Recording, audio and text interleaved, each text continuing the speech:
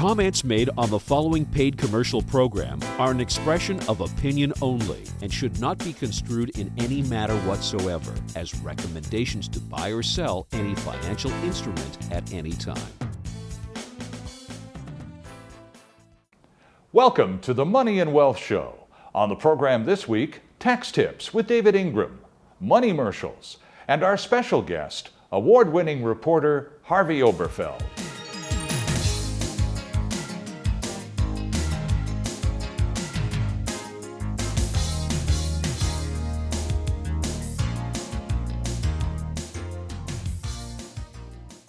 Welcome to the Money and Wealth Show. I'm Sterling Fox, and our special guest this week is veteran, award-winning broadcast reporter and former colleague, Harvey Oberfeld. Welcome. Welcome. Good to be here. It's good to have you with us. This is where the program crosses into that gray area between politics and finance. And Harv, you've had a very colorful career. Most of our viewers will recall you from your many years on BCTV, which became global.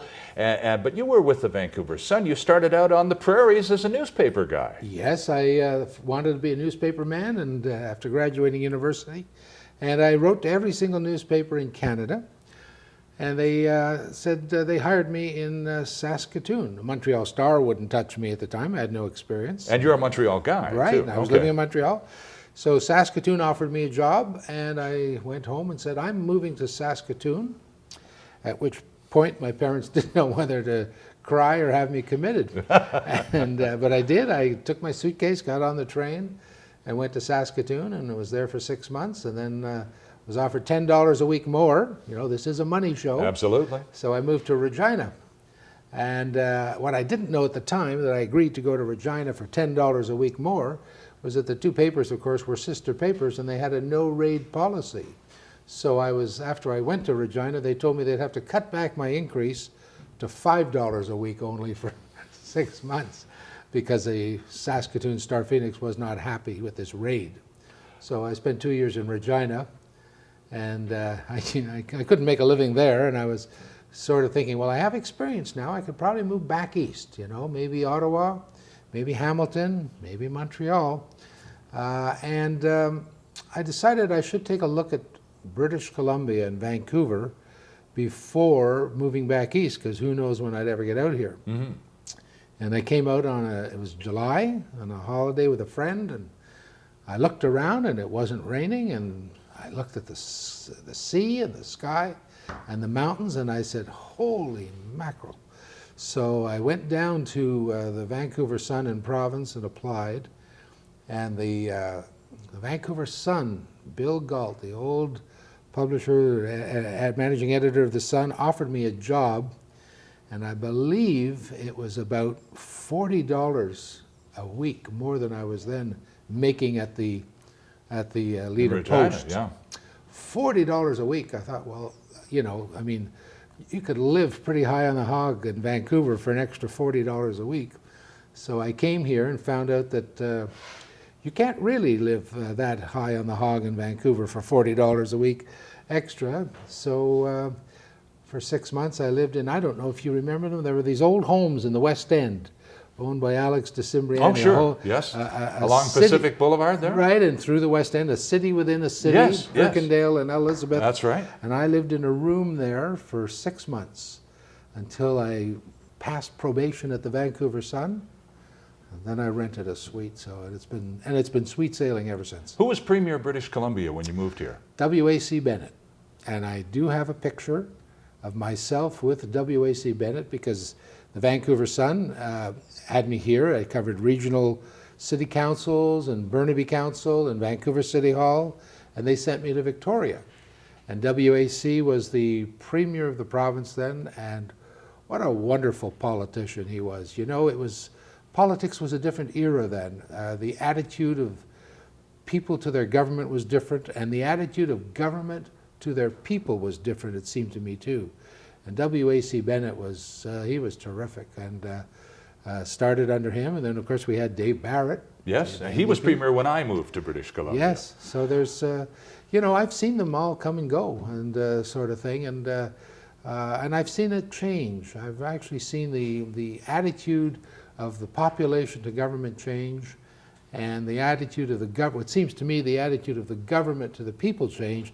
And I have to say, you know, Sterling, I don't think it's been for the better. Would it be more beneficial in British Columbia to be less polarized? Here we have the socialists in the form of the NDP and everybody else under one tent or another. In Bennett's time, Social Credit. Now under Campbell, it's the Liberals, a strangely named party for a conservative movement like his. But is there not room in BC for a third party to mix things up and provide a different dynamic? You know, I found when I was living in Saskatchewan, I did not see the polarization between the Liberals and the NDP there that I do here, or I've seen here. For example, when I was in Saskatchewan, we had Ross Thatcher, who was the Liberal Premier, and you know, and he was replaced, Alan Blakeney, you know. Sure. But the polarization of the population, they were always, you know, dyed-in-the-wool NDPers. They are CCFers, as they used. That's right, yeah. And they were always dyed-in-the-wool Liberals, and there were some Conservatives too. But government went back and forth, and there didn't seem to me to be the polarization at the time. When I came to BC, I noticed it immediately. People were very polarized one way or the other. Absolutely. And it always seemed to me that people here in British Columbia don't elect governments, they throw out governments, that they take only so much and then they say, we've had it. And then they go for the others, sometimes holding their nose when they do so, but that's the polarization that takes place. Well, we've seen the attempts at the BC Reform Party. The Conservative Party of BC has tried it off again, on again, and now they're on again. Randy White, the former federal MP from the Fraser Valley, is part of a steering committee to try and reforge the BC Conservative Party. So perhaps it's all about timing, isn't it? And perhaps the timing may be a little more spot on this time around. Well, some people are even suspicious of what Van der Zam's ulterior motive is. Well, that's crossed our desk as well. And where is he going to land? And from my point of view, I think the problem with that picture, when you have Randy White or even Van der Zam, you know, these are old faces. And sometimes what a political movement really needs to take hold is a new face with new ideas. We see that in Britain right now. And we see it next door in Alberta with Danielle Smith and the Wild Rose Party. Exactly. So somebody comes forward with it's like watching television. You can bring back, you know, the old comedians and the old actors, but it needs a new face and a new idea to capture the big numbers. And I think it's the same in politics as it is in entertainment. Our guest is longtime British Columbia reporter Harvey Oberfeld, and he just talked about it, the HST, and that's where we're going next, here on the Money and Wealth Show. Stay with us.